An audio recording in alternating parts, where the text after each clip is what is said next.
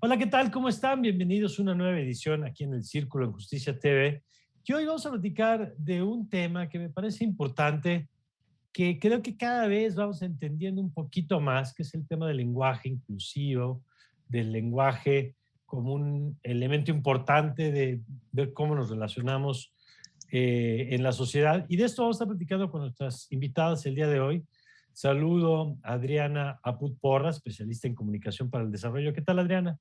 Buenos días, Mario. Muchas gracias por la invitación. Un gusto estar con ustedes. Al Gracias. contrario, Adriana, qué gusto estar platicando contigo y con Edaneli Mora Peralta, ella es investigadora del Instituto de Investigaciones Filológicas de la UNAM. ¿Qué tal, Edaneli? Muy buen día, Mario. Gracias por la invitación y un saludo para tu auditorio. Muchas gracias. Y Daneli, si te parece, comenzamos, si nos lo permites contigo, porque cuando hablamos de lenguaje inclusivo, yo creo que son de estas cosas que poco a poco se van metiendo en la cotidianidad, aunque a veces no sabemos exactamente a qué se refiere, de dónde nace, por qué hablamos del lenguaje y qué quiere decir cuando le ponemos el apellido de inclusivo. Si quieres, empezamos por ahí. Claro que sí, es una pregunta sin duda muy interesante, pero también compleja. Hablar del lenguaje, entendamos que es este sistema de comunicación, ya sea de forma oral y escrita.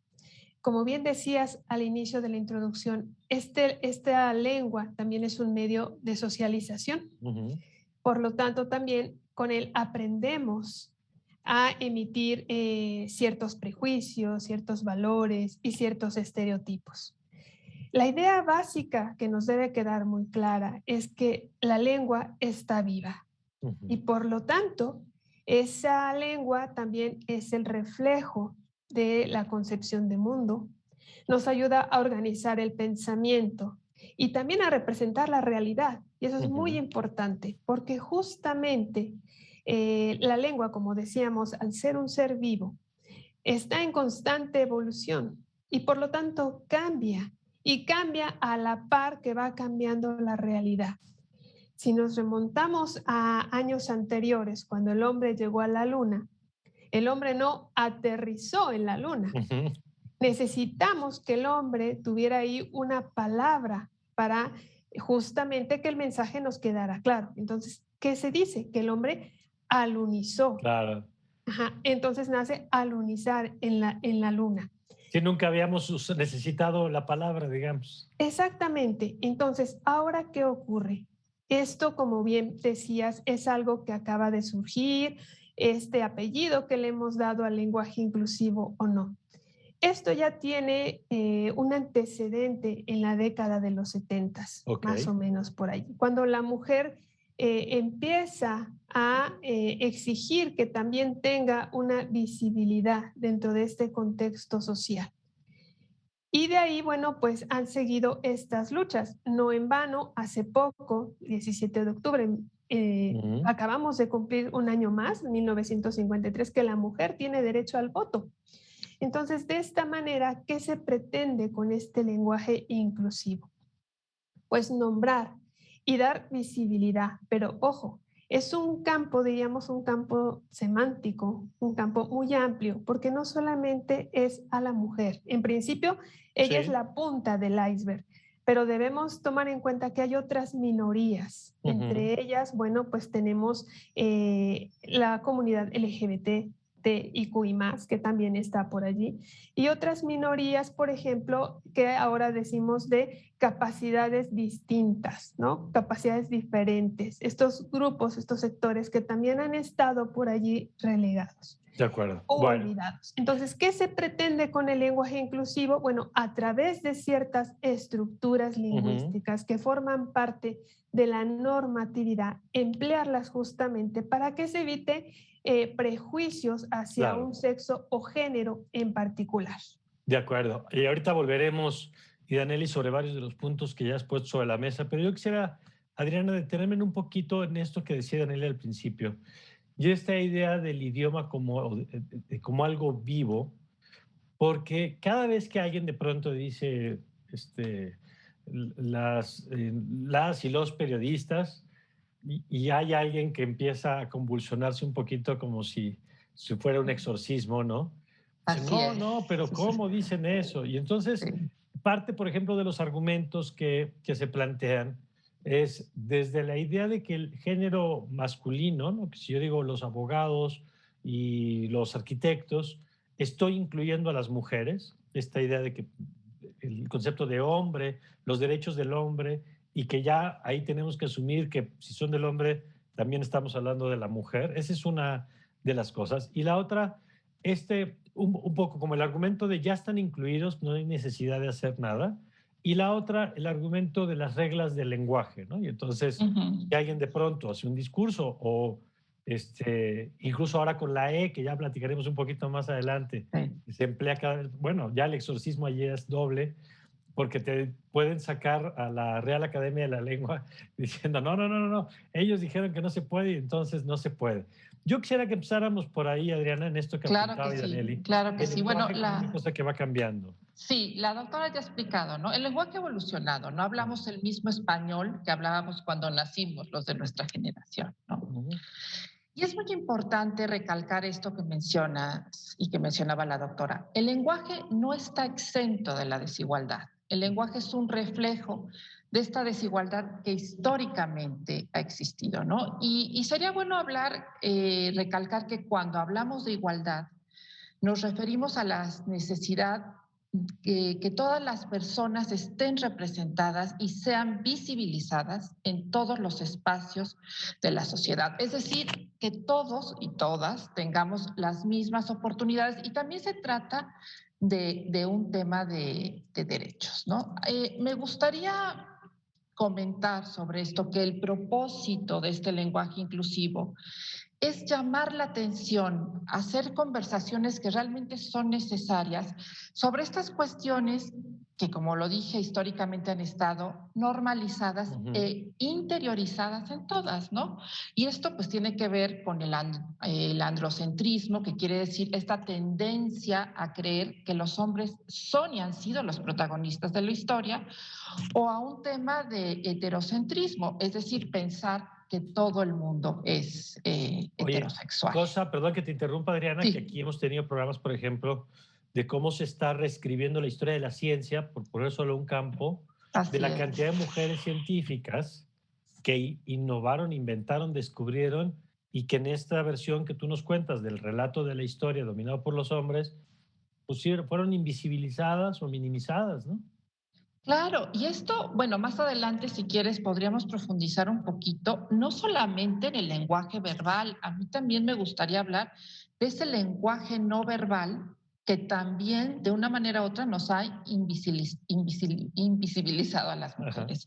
Y como decía la doctora, no nada más se trata de hombres y mujeres, esto ya lo podemos ir desglosando a lo largo del programa. Lo que se trata, pues es un tema de ser inclusivos, ¿no? Con todos, que estemos y todas reflejados. Es muy difícil cambiar hábitos y uno de estos hábitos, pues, es el lenguaje. Y hoy en día se ha avanzado en el tema de la inclusión y hay personas que no se identifican con un solo género y entonces están excluidas, están fuera. Ese es, yo creo que el propósito del lenguaje inclusivo, ¿no? Actualmente más o menos el 8% de la población solamente utiliza este lenguaje inclusivo con frecuencia. 8% nada más. Aproximadamente, sí. Ahora, Idaneli, regresando a este asunto de lo que decía ahora Adriana de la representación. ¿Por qué este argumento? Y me parece que hay que ir desmontando como algunos de los mitos o quizá de las resistencias, también habría que llamarlas así, para avanzar en este camino. Una ya la han explicado ustedes muy claro, que es el lenguaje cambia y ahorita que decía Adriana, del que hablamos, nada más hay que ver las expresiones de nosotros y de nuestros hijos, ¿no? O de nuestras hijas. O palabras que nosotros tenemos para decir que algo te gustó y está padre y llega tu hijo, tu hija y dice, no, está cool. O lo dirá de otra manera, y antes tus padres o tus abuelos seguramente usaban. Es decir, y en realidad esta idea de que es una construcción permanente, y yo quisiera detenerme en esto, en quién es la autoridad que determina el lenguaje. O sea, este argumento de, no, pero las academias de la lengua son las que establecen lo que es correcto o incorrecto. Mira, Mario, sin duda como sociedad en todos nuestros ámbitos, justamente tenemos esta parte de normatividad. Nos debemos a normas, ¿no? Normas políticas, normas religiosas. Y la lengua no es una excepción. Entonces, hay un aparato que se llama Real Academia, que se encarga de regular y decir, de esta manera se puede utilizar el lenguaje porque existen estas reglas. Sin embargo, el hablante es el dueño de su lengua. Él la usa, ¿no? Y como por allí decía un filósofo muy interesante, Heidegger, el lenguaje es el que habla a través de nosotros.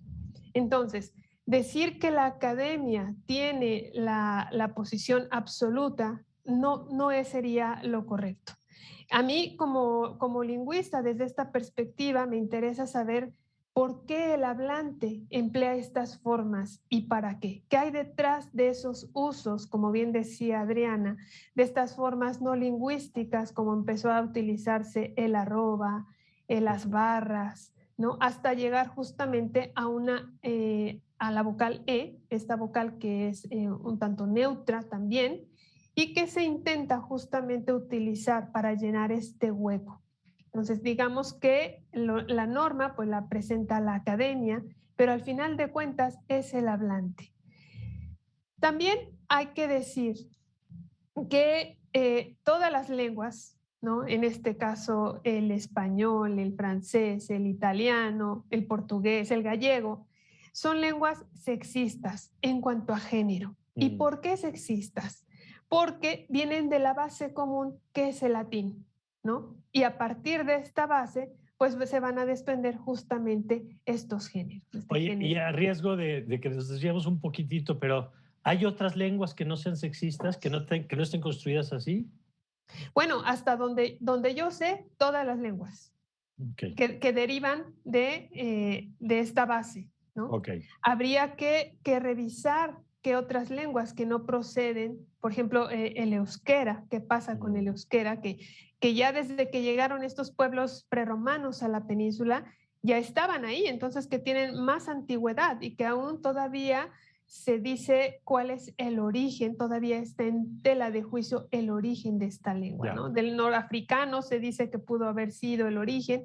Entonces, estas teorías todavía están por allí planteando esta cuestión, pero al menos en el español y estas lenguas que vienen de las lenguas del romance son de alguna manera sexistas. Ahora, fíjate bien, y esto retomando la pregunta que señalabas, retomemos también que nos debemos a una base, a una estructura patriarcal. Y que, bueno, ha cambiado actualmente, ya no le decimos un tanto patriarcal, sino ahora ya es una estructura machista. Y ahora ya se habla también de estos elementos que permean en el lenguaje.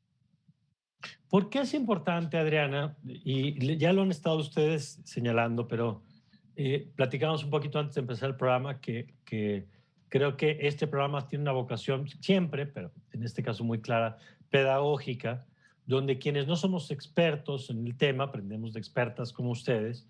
¿Y por qué es importante decías tú, el nombrar o el representar cuando hablas de los abogados y las abogadas o los jefes o las jefas, ¿no? Que si estás en un salón de clases, por ejemplo, estés hablando que no se asuma que el ingeniero es hombre, o una que hacemos, por ejemplo, ahorita que decía y Daniel sobre el machismo, los doctores y las enfermeras, ¿no?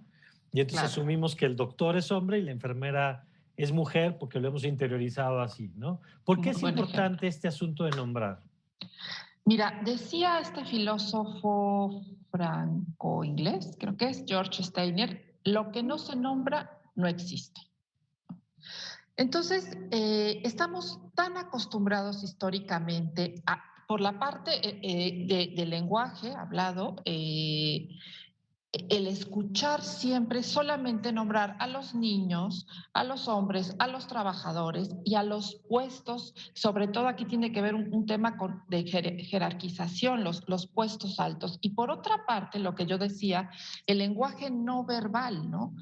Si estamos el otro día, bueno, ya tiene más de un año, por ahí estuvieron en redes sociales una fotografía que tiene mucho de qué hablar, donde era un foro donde se hablaba de lactancia materna y en todo el foro no había una sola mujer, ¿no? Que Entonces seguramente dices, habría mucha experiencia que aportar en el tema, ¿no? exactamente, o cómo se nos ha representado en este lenguaje no verbal a las mujeres, ¿no? Cuando están los señores sentados en un evento y llega la edecán a servir, ¿no? Este es un tema, a ver, que como toda la historia del feminismo, son muros que hay que romper, ¿no? Y el lenguaje es uno de esos muros. Es muy difícil cambiar los hábitos. Afortunadamente, las nuevas generaciones van cambiando de hábitos. Y ahora que me gustaría comentar algo sobre la Real Academia, ¿no? Desde hace mucho tiempo que doy cursos en materia de género y comunicación, y siempre hay muchísima reticencia cuando hablas de este tema y la típica respuesta que te dicen, pero la Real Academia dice que.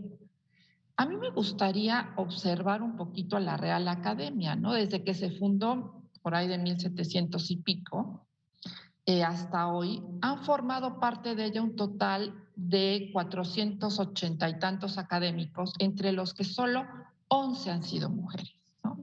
Entonces, eso también explica, ¿no? Es un poco una radiografía de lo que hay en esta materia de desigualdad de género. Sí, de quién tomó la decisión de que eso fuera lo normado, como decía, no, por no decir lo correcto, porque no es que sea correcto o incorrecto, sino la norma y lo que establece, lo que se apega o no a la norma.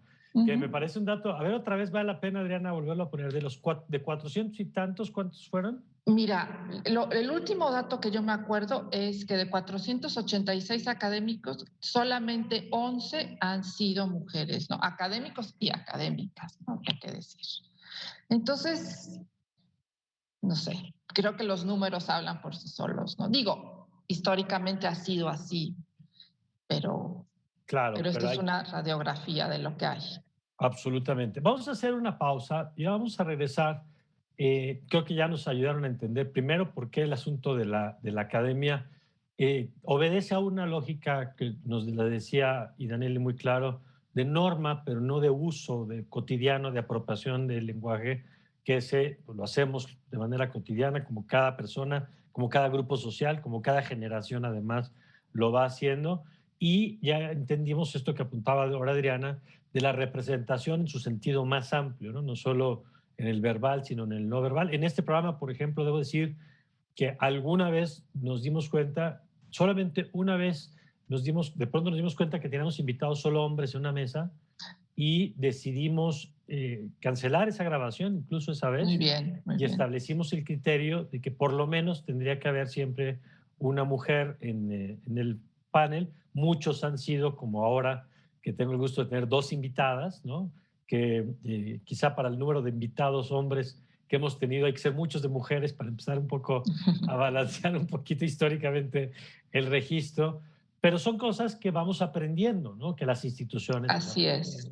que las personas vamos aprendiendo porque son importantes también estos temas. Pero si me lo permiten, vamos a una pausa y vamos a regresar. Y vamos a regresar también con la letra E, que ya estábamos como en la batalla anterior del hombres y mujeres, me acuerdo de Fox, ¿no? De chiquillos y chiquillas y ya desde ahí había un poco de discusión. Y ahora tenemos la E y qué representa y si es importante y por qué. Si les parece, platicamos de esto regresando del corte.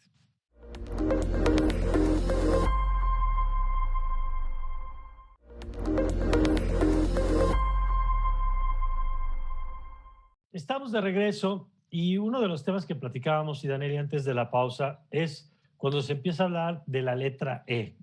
Y decías tú, y me parece interesante, de cómo el lenguaje es una expresión política también, y en ese sentido, cómo el movimiento feminista empezó a hacer visible el que se hablara en femenino y no solamente se hablara en masculino.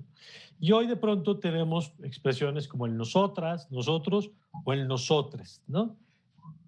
¿Dónde nace primero? Es decir, como un poco para entender en esta evolución del lenguaje, ¿dónde entra esta discusión?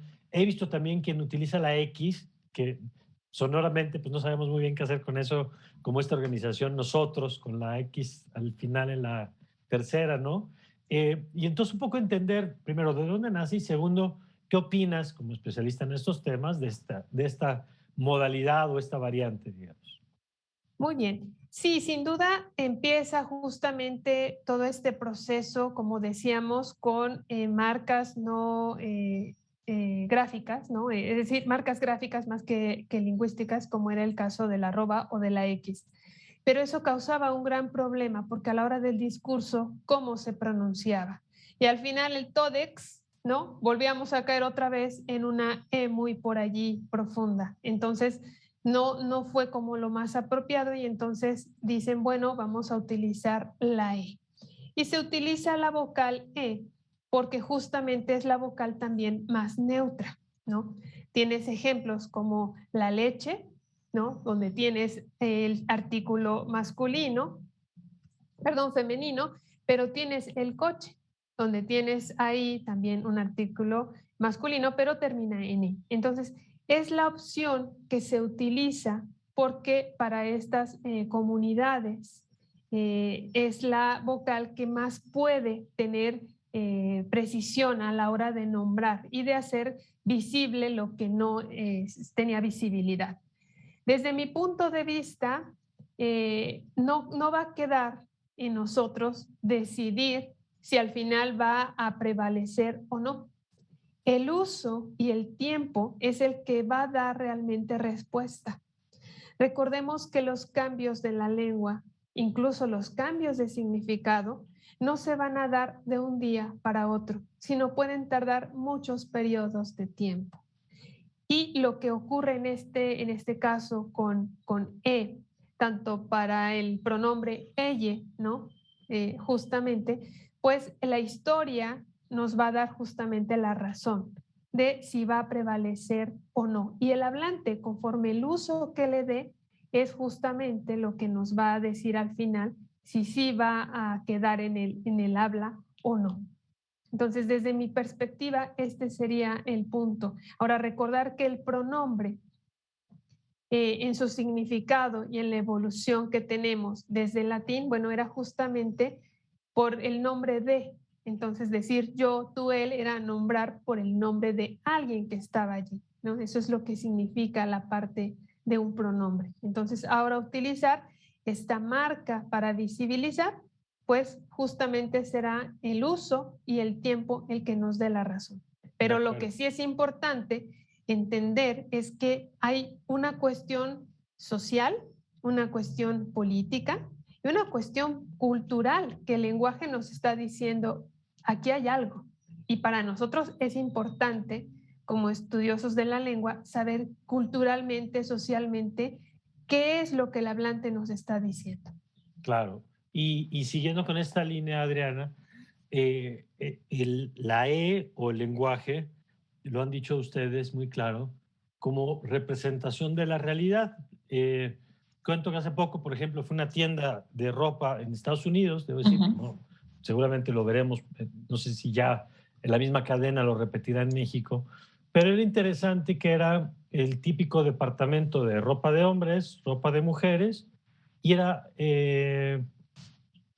no, era lo que antes llamábamos unisex, digamos, como identificábamos la ropa, ¿no? Para que digamos, ya lo teníamos el término, nada más que no a lo mejor con un sentido político, sino simplemente con un sentido estético de la ropa. Pero bueno, y ya hay un departamento, digamos, o un área de la tienda que se refería a personas como no binarias o ropa pues, que puede usar quien quiera, que al final me parece que ese pues, tendría que ser un tema, quizá que eventualmente quizá un día lleguemos a donde haya ropa, ¿no? Y no determine la tienda si es ropa de hombre o ropa de mujer, eso no sé. Pero yo quisiera preguntarte, Adriana, por el tema de la E y por el tema de cómo el lenguaje empieza a nombrar lo que antes no reconocía. Y yo, por ejemplo, reconozco que en el tema de las personas no binarias me cuesta trabajo, y no porque me cueste trabajo en mis creencias, sino simplemente porque en mi esquema mental, pues yo crecí pensando hombre, mujer, ¿no? Y puedo entender de una persona transexual y puedo entender, pero una persona que de pronto dice, pues yo no me identifico con ninguno de los dos, es una persona no binaria, y el lenguaje tiene que caminar para nombrar lo que ahora existe y que a lo mejor antes no necesitaba nombrar. Me encanta el ejemplo de Danelli del alunizaje. Pues sí, necesitábamos una palabra para nombrar porque no lo necesitábamos antes, pues ahora necesitamos nuevas palabras para nombrar realidades que antes no es que no existieran, es que a lo mejor no las reconocíamos o no las nombrábamos. ¿Cómo ves eso, Adriana? Sí, mira, como tú lo dices, siempre ha existido, ¿no? Lo que pasa es que afortunadamente se van dando grandes pasos en el tema de inclusión, ¿no? Y si hay personas que no se identifican con un solo género y se sentían excluidas y quedaban fuera, pues el lenguaje es una herramienta para ser más inclusivos, ¿no? Es un tema de pensar en todos y en todas, todes, en las minorías. Todo evoluciona y como lo hemos dicho, pues el lenguaje tiene que evolucionar. El tema es también, tiene que ver, es un tema generacional, ¿no? Como bien lo decías, no es que haya personas de nuestra generación que no lo tengamos, que no estemos conscientes de eso, simplemente que hemos crecido de otra forma. Afortunadamente, las nuevas generaciones, si tú observas las redes sociales, Instagram, que es la red que más usan las personas jóvenes, ya empezamos a ver esto de todes, ¿no? Por ejemplo.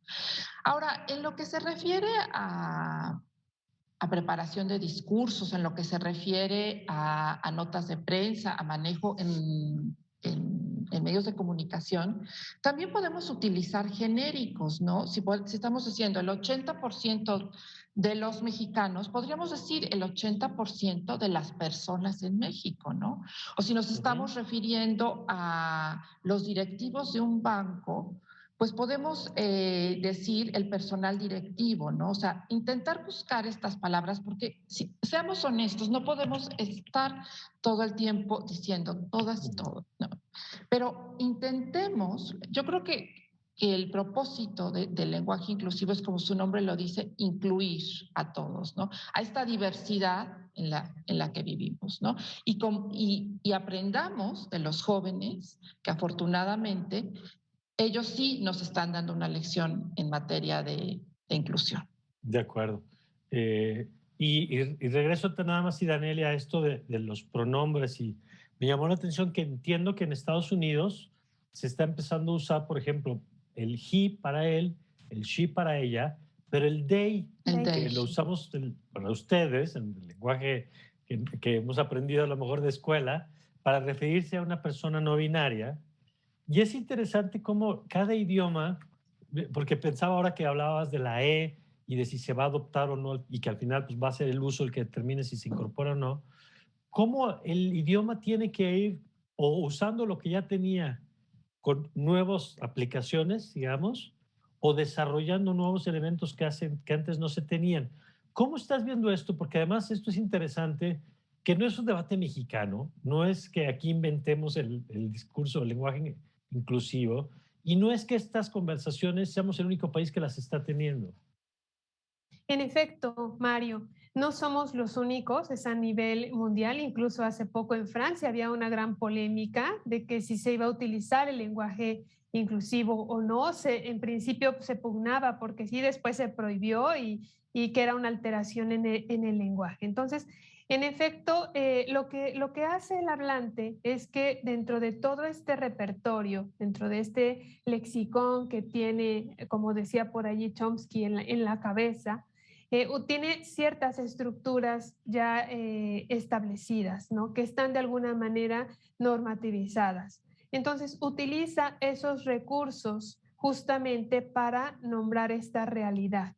En este caso, bueno, va a utilizar una vocal que ya está establecida y lo que va a hacer es trasladarla al contexto de una forma, de una raíz, de una base, ¿no? Utiliza este morfema y lo adjudica para darle un significado nuevo. Eso es lo que va a ocurrir. Y eso lo hemos estado haciendo a lo largo del tiempo. Siempre buscamos palabras que ya tienen un significado, pero que lo podemos dotar de otro elemento de significación desde el punto de vista de la semántica. Buscamos ciertos referentes y agregamos ciertos sentidos. Por ejemplo, si tenemos un chapulín, actualmente ubicamos que es el animalito, pero damos ahora otro sentido, es decir, damos una extensión semántica a partir del contexto en el que lo utilicemos. Entonces, el hablante tiene ya ciertas estructuras, tiene ciertos paradigmas o incluso por analogía. Y esto es lo que le permite, pues, crear. Va a crear algo, y esto viene ya desde o sea, desde antes, y con Saussure, por ejemplo, él habla de que el lenguaje es una convención. Y eso es muy importante porque convención en cuanto a qué? En cuanto a que no hay una relación directa entre el nombre y la cosa, sino que está dado justamente por los hablantes, los que le vamos a dar ese sentido a las cosas. Y otra vez, y es dinámico. Ahorita escuchaba y pensaba, por ejemplo, la palabra chilango, ¿no?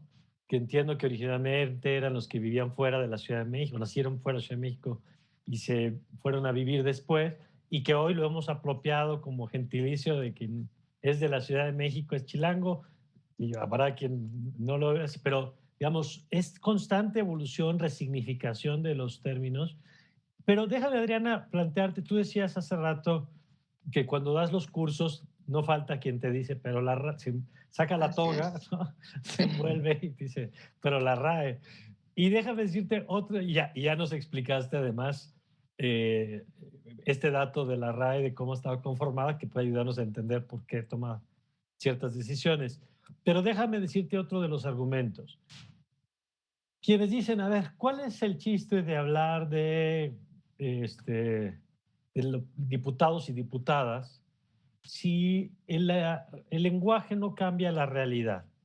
Si de todos modos sigue habiendo la desigualdad, si de todos modos... O sea, esta idea, y déjame frasearlo en positivo también la pregunta, ¿cuál es la importancia del lenguaje como herramienta de cambio social? Viéndolo en positivo, de lo que ellos de pronto dicen, hombre, si por nombrar las cosas cambiaran, pues ya así resolveríamos todas las cosas. Mira, bueno, la experta más en este tema del lenguaje es la doctora, pero el propósito del lenguaje inclusivo es llamar la atención hacia conversaciones necesarias, como lo decía, sobre cuestiones que ya están normalizadas y interiorizadas, ¿no? Y el lenguaje no está exento de la desigualdad. Es una herramienta, sin duda alguna, para empezar a hacer cambios. Lo que no se nombra no existe. Y este androcentrismo ha estado presente en el lenguaje y en la comunicación verbal, y ojo que vuelvo a hacer énfasis en la no verbal, porque sabemos también las imágenes, todo lo que nos dicen, ¿no? Entonces, cuando las mujeres seguimos apareciendo en cargos de menor importancia en una fotografía y además solamente estás nombrando a los hombres, continúas transmitiendo, tanto en lenguaje verbal como no verbal, este androcentrismo, ¿no? O cuando las mujeres siempre aparecen, o cuando no aparecemos ni siquiera gráficamente representadas en lo que hacemos. O imagínate que estemos en un evento de la Secretaría de Salud, ¿por qué estamos solamente enfocando a los hombres? ¿Por qué no estamos mostrando lo que hace una doctora? ¿Por qué mostramos... Se sigue mostrando todavía, perdón, a las mujeres como objetos sexuales, ¿no? Me parece que hace 2 años, Fórmula 1, que ha utilizado toda la vida a las mujeres que salen ahí con las botellas de champán y entregando los premios, se prohibió afortunadamente esto, ¿no? Otro tema que podríamos mencionar, que es muy común y que se escucha a todas horas, son estas canciones que tienen que ver mucho con el lenguaje del reggaetón, ¿no? Donde si nos ponemos a escuchar las letras, además de ser machistas, están todavía incitando al tema de la violencia de género, ¿no? Entonces, este tema del lenguaje va también, está totalmente reflejado y obviamente en la cultura popular, ¿no? Y por ahí hay que tener cuidado con esto. De acuerdo.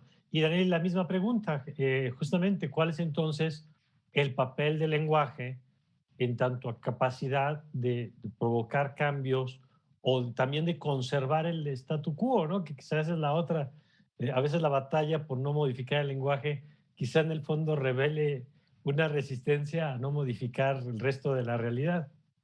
Mira, Mario, esta complejidad nos lleva a situarnos y a poner como telón de fondo que todas estas estructuras gramaticales, estas estructuras sintácticas, tienen toda una tradición y un peso milenario, ¿sí?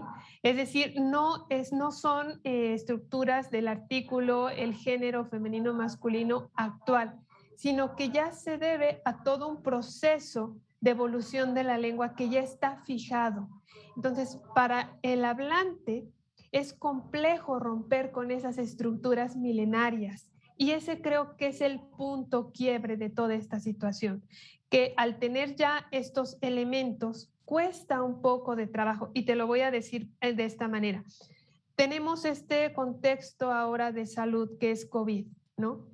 Y uno se puede preguntar, bueno, ¿por qué este neologismo? ¿Por qué COVID, esta palabra nueva, entra luego a la lengua? ¿Y por qué hablar de lenguaje inclusivo no? Bueno, porque nos debemos a una necesidad mundial, ¿no? A una necesidad de salud y por lo tanto también por cuestiones políticas. En cambio, era importante justamente que entrara, de ahí que después se utilizaron covidiota, coviauto, ¿sí? Porque empezó el hablante a crear justamente a partir de este paradigma que ya tenía. Pero ¿qué pasa con estos pronombres? Bueno, que ya nos debemos a una tradición y ahí está yo creo que la resistencia a utilizarlo.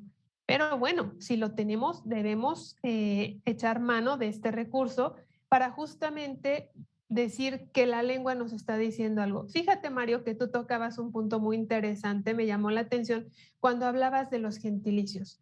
Déjame decirte que esta pugna por que aparezcamos en el mapa mujeres ya nos viene desde tiempo atrás.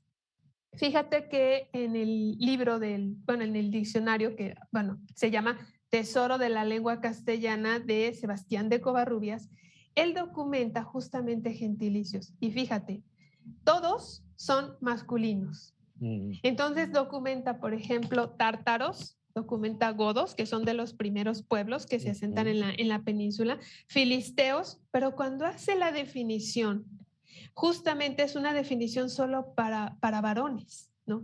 Define, por ejemplo, los nazarenos y dice gente que debía tener cabello largo. Cuando define los alemanes, también los define como hombres de barba y cabello rojo. O sea, era un planeta de hombres.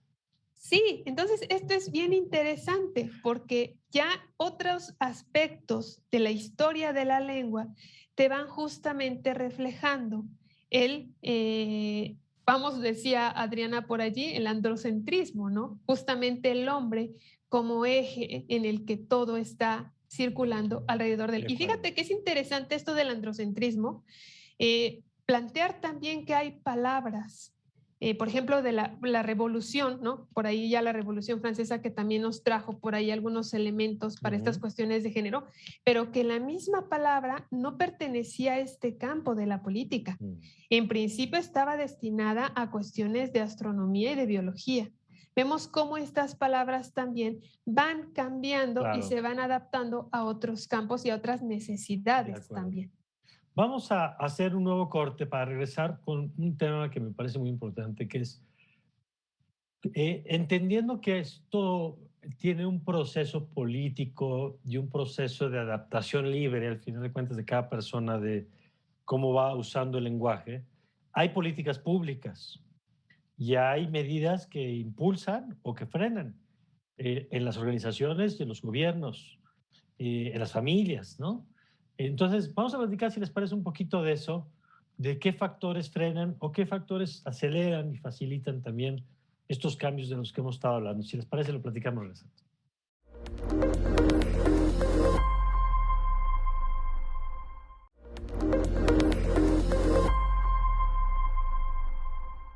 Estamos de regreso y decíamos antes de la pausa, Adriana, de pronto cómo estos temas se facilitan, se aceleran o se frenan. Y yo quisiera conocer, por ejemplo, tu experiencia trabajando o lo que has observado de organizaciones, cómo procesan esto. Si quieres, empezamos con un actor que es el sector privado, porque yo te diría, las comunidades, por ejemplo, de derechos humanos, quizás son las que más asimilado, obvias, lo aceptan más fácil, lo entienden. Pero yo no sé si cuando llegas de pronto a una empresa y dices, a ver, ahora tenemos que tener una forma de hablar diferente, la comunicación oficial va a ser diferente, la comunicación tanto al interior como al exterior va a empezar a tener otros parámetros. ¿Qué te encuentras? ¿Qué resistencias hay? ¿Cómo sientes que va avanzando el tema? Y ahorita platicaremos también con Idanelli, el tema un poco más a nivel país, oficinas de gobierno que también hacen estas cosas. Pero yo quisiera empezar un poco por el sector privado. ¿Cómo lo ves? Bueno, yo empezaría con el sector privado. Si lo observamos desde el número de mujeres y hombres que están en los puestos directivos, ¿no? Empezando por ahí, como siempre digo, eso nos da una radiografía. Una experiencia que tuve promoviendo una campaña de Naciones Unidas de hace varios años que se llama He for She, ellos por ellas, acercándome a un sector privado que se dedicaba a la línea de aviación. Yo les decía, bueno, ¿qué porcentaje de mujeres hay y qué porcentaje de hombres hay, no? Entonces, no, es que aquí tenemos muchas mujeres. Sí, pero ¿qué hacen las mujeres? ¿Qué porcentaje de puestos directivos ocupan? ¿Qué porcentaje de mujeres son capitanas que hacen vuelos, ¿no?, transatlánticos? Entonces, empezando por ahí nos da una radiografía de lo que hay en materia de igualdad de género. Y entonces el lenguaje, entendido como un sistema que permite a la humanidad comunicarse, no es neutral. Y contestando a tu pregunta específicamente del sector privado, claro que hay muchísima reticencia, ¿no? Porque se considera que hablar en un lenguaje inclusivo, lo que tú decías hace rato, no va a provocar un cambio. Este es un tema que tenemos que ir modificando, que tenemos que hacer incidencia en él, ¿no? Y como lo mencionaba hace rato, afortunadamente las redes sociales, si vemos el reflejo de los jóvenes, ya van incorporando mucho más este tipo de lenguaje. El sector público es otra cosa que ya se comentará, pero bueno, porque ahí hay ciertas directivas que desde hace, direcciones indicadas por el Instituto Nacional de las Mujeres desde hace mucho tiempo para fomentar este uso del lenguaje inclusivo. De acuerdo. A ver, y Daniel, tu perspectiva de estos dos campos de los que hablábamos ahora, si quieres empezamos al revés, empezamos con el del sector público. ¿Cómo lo has visto? Es cierto que yo me acuerdo, por ejemplo, manuales de CONAPRED, cuando estaba Ricardo Bucio al frente, este trabajo que ha continuado con CONAPRED, pero que en ese momento, por ejemplo, se empujaban manuales para el propio sector público para decir, a ver, cuál es la mejor forma de esto que han explicado ustedes, no por el apego a la norma, sino por conciencia y como herramienta de impacto social. ¿Cómo has visto al sector público en México? Y en este momento, si dirías que es un tema relevante, transversal incluso, porque no solamente es la misión pública, sino es el poder ejecutivo, el legislativo, el judicial, gobiernos estatales, municipales. O sea, cuando hablamos de gobierno, hablamos de todos los actores, ¿no? Mira, yo creo que dentro de esta conformación, en efecto, están estos manuales, se ha llevado a cabo algunos de estos elementos en los discursos, porque sí lo podemos ver reflejado allí, ¿no? A partir de estos desdoblamientos que utilizan, ¿no? Los y las, o señores y señoras, sí se está dando. Lo que sí es cierto es que yo creo que en la parte gubernamental, pues se ha enfatizado a partir de lo que bien decías de los manuales. Pero, por ejemplo, en la parte de la cuestión de educación en las escuelas, creo que también ahí hay otro problema. También se da el uso, sin duda, de ciertas formas, ¿no? Si se utiliza sustantivos colectivos, por ejemplo, evite este tipo de pronombres o de adjetivos que pueden ser un tanto peyorativos o que pueden tener cierta carga semántica. Sin embargo, también es cierto desde mi perspectiva como docente, más allá de la investigación, los estudiantes muchas veces me dicen, es que yo incluso no me identifico con E. No estoy o sea, no pertenezco a ese sector que dicen que realmente me incluye. Eso para la partícula. Entonces, en efecto, también creo que ese es otro punto importante que tiene que ver con la subjetividad. ¿Hasta qué punto yo me siento incluido en ese sector, en ese grupo, en ese colectivo? Entonces, creo que en esa parte sí como bien decíamos, es generacional. Entonces estas generaciones intentan, pero también, como bien decía Adriana, la realidad es que el uso es de un 8%. Entonces sí es muy bajo, pero bueno, allí va y vamos a ver qué ocurre después.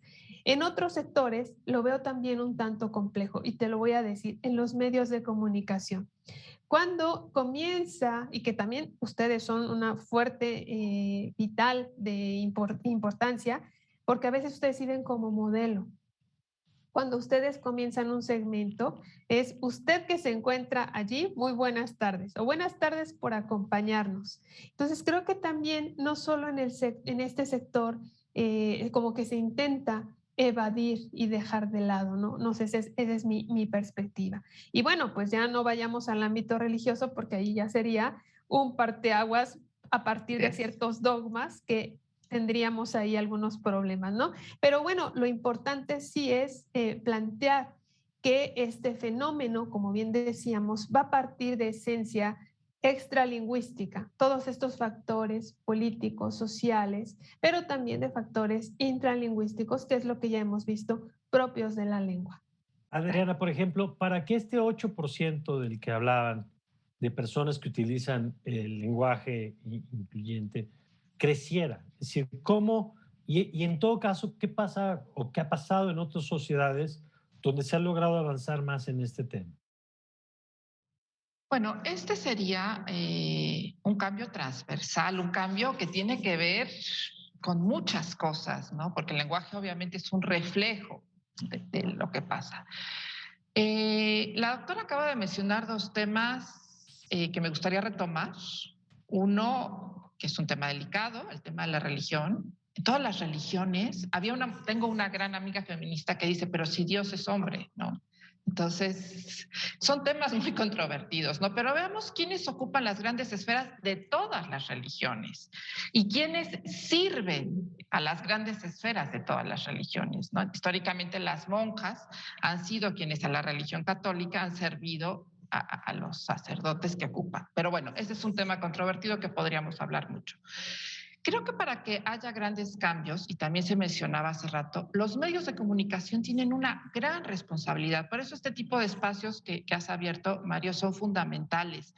Y tiene que ver el lenguaje también mucho en tema, porque queramos o no, vivimos en esa sociedad de la información inmersa en las redes sociales, cambios en todo lo que tiene que ver con la comunicación. Y además de este uso del lenguaje inclusivo, tenemos que cambiar los estereotipos, ¿no? Ese es un tema que no hemos hablado, pero que si estamos reflejando ideas estereotipadas, vamos a continuar incluso pues limitando, está muy ligado con este uso del lenguaje inclusivo. ¿Qué tendría que cambiar para que seamos más inclusivos en el lenguaje? La educación, ¿no? Y tendría que ser transversal, ¿no? Educación, medios de comunicación, familias, abrirnos, todo cambia, todo evoluciona, ¿no? Y ser más inclusivos y abrirnos a esta diversidad en la que vivimos. Y sí me gustaría hacer mucho énfasis, y repito, en el tema de estereotipos, porque los estereotipos se han transmitido y se siguen transmitiendo en cosas tan sencillas como seguir representando a los hombres y a las mujeres desempeñando los papeles tradicionalmente asignados a su género, ¿no? O papeles donde las mujeres seguimos siendo poco activas en ciertas profesiones. O sea, dejar de transmitir estos estereotipos podrían ayudar mucho a cambiar incluso el lenguaje, ¿no? De acuerdo. Misma pregunta, Danelli. ¿Cómo acelerar? ¿Qué políticas, qué medidas ayudan a empujar estos temas? También coincido con Adriana, creo que parte de todo esto, y ya lo decíamos, parte de cuestiones extralingüísticas. Es decir, si en casa tenemos una educación un tanto pues machista, eso va a seguir prevaleciendo y va a ser una obstrucción para entender este proceso de lenguaje inclusivo. Yo me ponía a hacer un recuento y creo que al inicio de este segmento lo hablábamos. La mujer va ocupando puestos y cargos muy a pleno siglo XIX-XX. ¿no? Por allí yo tengo idea que la parte de la agricultura es la mujer la que empieza a trabajarlo, porque son las mujeres embarazadas que se quedaban en casa con los niños y que, bueno, empiezan ellas a criar estas semillitas y empieza a salir la agricultura. Entonces, regresando a la pregunta que me hacías, yo creo que parte mucho de una educación que sí está en la familia, que va a ser compleja, también es cierto, porque estos son cortes generacionales. Actualmente nuestras generaciones están pensando de manera distinta a las generaciones de nuestros padres y justo es ahí donde está como estira y afloja de realmente yo lo aprendí así, yo lo viví así. Si lo retomamos en nuestra sociedad, cuando una mujer está embarazada, porque lo he escuchado y dice, es que yo espero, ojalá que sea una niña, para que sea cariñosa, para que me cuide. Y entonces viene el varón. No, yo espero que sea un varón. ¿Por qué? Porque tiene que gustarle el fútbol, por ejemplo. Tiene que ir. Entonces, ahí ya vas señalando. O en algunos peores casos te dicen, yo espero, la misma madre dice, yo espero que sea un varón, ¿no? Porque tiene ciertas limitaciones una mujer. Y creo que en el fondo no hay limitaciones. Ambos se pueden compaginar en muchos campos. Entonces, creo que sí debemos tener estas bases de una conciencia y sobre todo si hay otro que quiere que sea nombrado de otra manera, bueno, pues tener ese respeto y esa educación y creo que eso no nos lleva a tener un mal punto o qué sé yo, sino simplemente a reconocer que el otro quiera, necesite que lo reconozcas de esa manera. O sea, que el mismo derecho que yo tengo a ser nombrado como yo quiero ser nombrado es el de la otra persona a ser Así nombrada como es. elige ser Exactamente. nombrada y no tendría por qué ser un tema de discusión.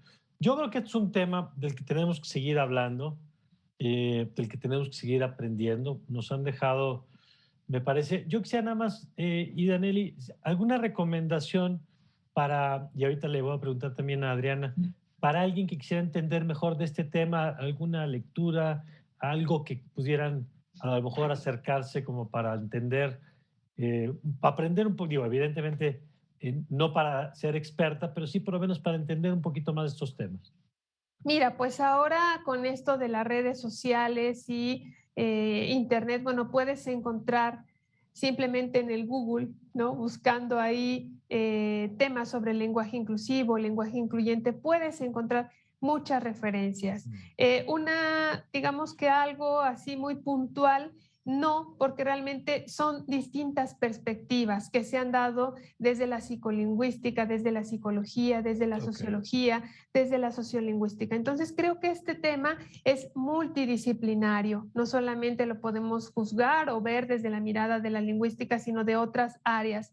Entonces, puntualizar en un artículo de muy acuerdo. específico, yo creo que no. Yo creo que valdría la pena revisar toda esta bibliografía que está empezando a surgir y revisar cuáles son estos enfoques que se han dado, incluso desde la equidad de género, que ahora está muy latente. Y bueno, sobre todo también darle una revisada a estos manuales, ¿no? De mujeres de CONAPRED que están allí y que te van justamente guiando de por qué y en qué momento se puede utilizar. Porque, ojo, si utilizamos estas marcas para todo, bueno, pues vamos a caer en una imprecisión porque el hablante va a decir, hay muchas reglas para todo y Claro, entonces yo mejor ahí lo dejo. claro. Y me Entonces apego a creo que lo es que muy sé hacer, necesario. ¿no? Muy Así bien. es. Pues Adriana, muchísimas gracias. Gracias a ustedes Gracias por por esta este programa. invitación. Hemos aprendido mucho y Daneli, muchas gracias. Al contrario, gracias. Un gusto, Mario. Un gusto, Adriana. Gracias, doctor, y un gusto, Mario. Gracias por la invitación y gracias a tu Perfecto. auditorio. Gracias a las dos y ya sabe, comparta este programa con más personas que seguramente les va a ayudar, pues para que aprendamos algo, para que entendamos mejor el mundo que hoy estamos viviendo, la importancia del lenguaje y por qué tenemos que trabajar en de pronto quitarnos algunas telarañas y aprender cosas nuevas porque el mundo está también en constante evolución. Yo soy Mario Campos y le deseo como siempre que tenga usted un magnífico, pero un magnífico día.